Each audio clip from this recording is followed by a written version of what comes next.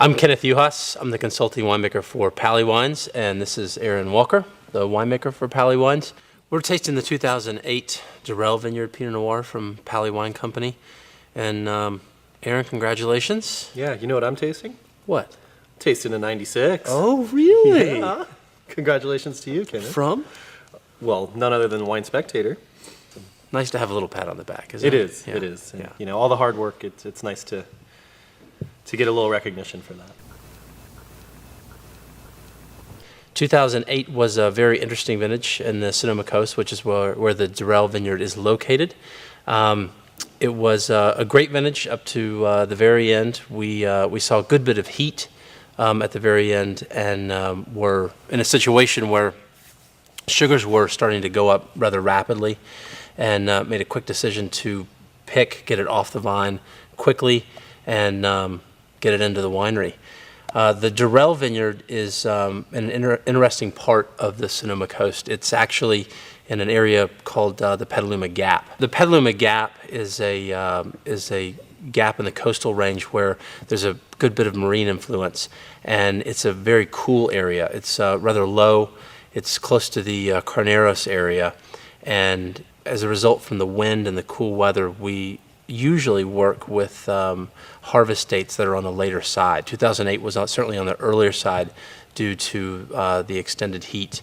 I think we had heat patterns of up to like 7 to 10 days. And we decided to get the fruit off the vine on the earlier side of that so that we didn't get the fruit overly ripe. With that being said, this still produced a very big ripe style wine.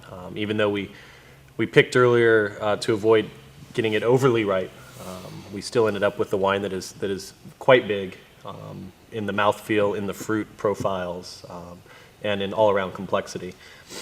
So it is definitely a ripe wine nonetheless.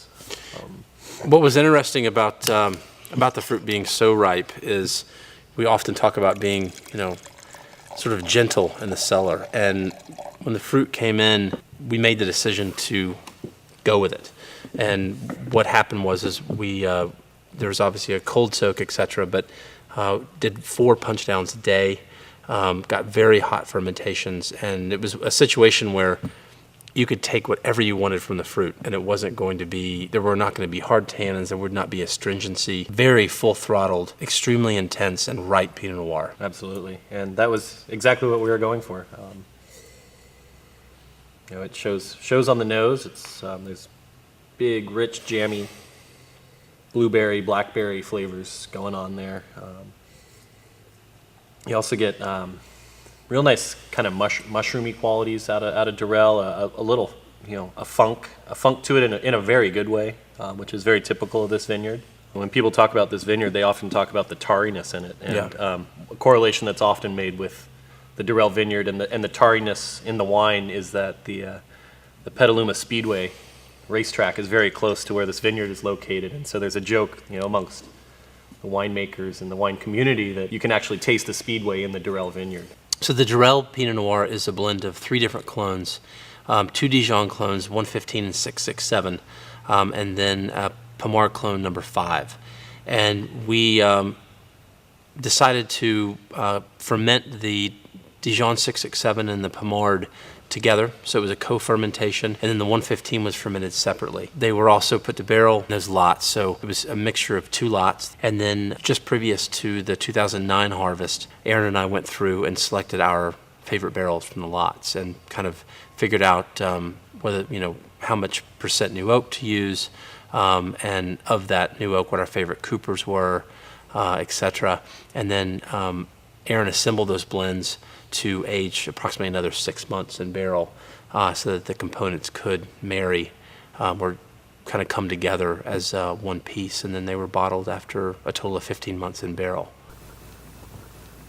Like all of our other vineyard designates, we go through and carefully select our favorite barrels and blend those together to create the Durell Vineyard blend. So we're very careful about making the best wine, the very best wine possible as a whole, but specifically with our vineyard designates, we want to really showcase that vineyard in the best way possible. So if that means we only make 175 cases, as was the case with this vineyard in 2008, then so be it. We're looking for quality, not quantity. At the most. That's what success tastes like.